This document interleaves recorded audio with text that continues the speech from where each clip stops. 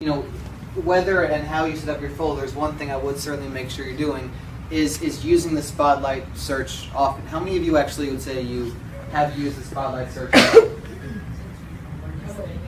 Yeah, or maybe before today, never, right? Spotlight search is terrific because for that reason, because for the fact that actually right now I have no idea what I put in productivity. I told you I wasn't kidding.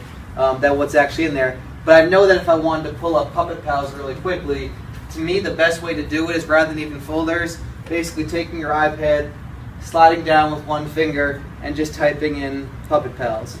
And typing in the first few letters and going directly to it. To me that just is the best one. The thing I would add to that, which is why I want you to be a little bit careful about Spotlight search, is the following. When you slide down, okay, and when you slide down and you go ahead and type in something, by default, so I'm actually looking for P, right, the word P for Puppet Pals. It's going to find whatever you type in every single place in your iPad unless you're careful. So by typing in a certain letter or a certain word, that might search your photos, it might search your mail, it might search your calendar events, it might search your contacts, it might search your music. And when you're here in front of the class, you never necessarily know what shows up sometimes and you want to be careful. And maybe it's not a problem, the fact that if you were to type in ROL, the Rolling Stones music album shows up, maybe that's not a big deal, but just be careful. Or maybe a certain email pops up that you don't necessarily want the student showing to. So here's my suggestion for fixing that. If you go to your settings, and again, just make sure you often work with your settings. And within your settings itself, you want to go to, someone help me out, I think.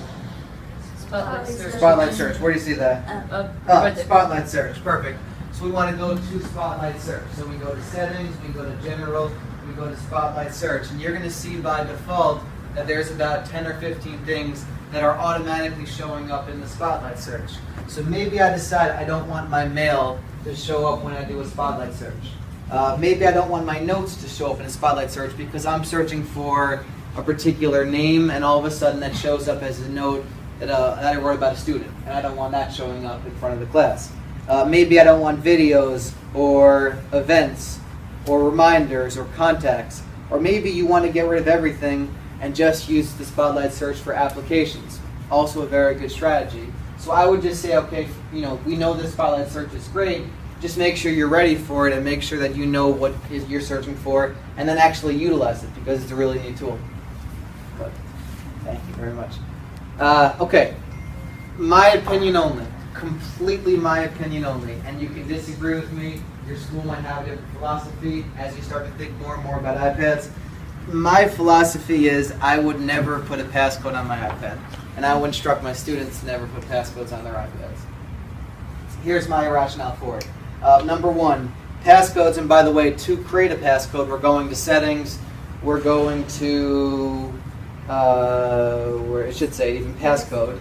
All right, and now I'm going to go turn passcode on. So I'm going to set one.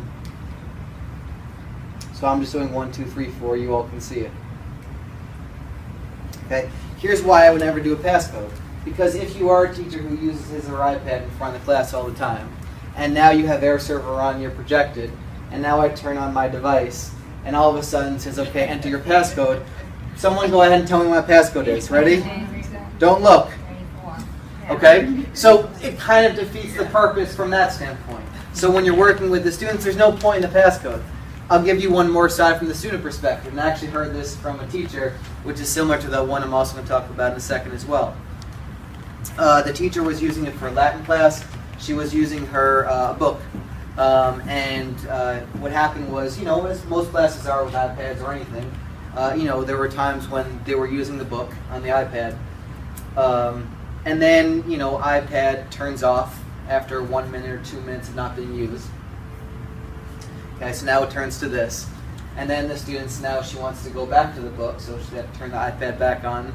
They have to go like this. Now they have to enter in their passcode and hope that they're still on the right page in the book. And, she said it wasn't a big deal, but that 10 or 15 seconds, which might be multiplied by the number of students you have, just took it that much longer to do something as simple as flipping a book page to the page you want.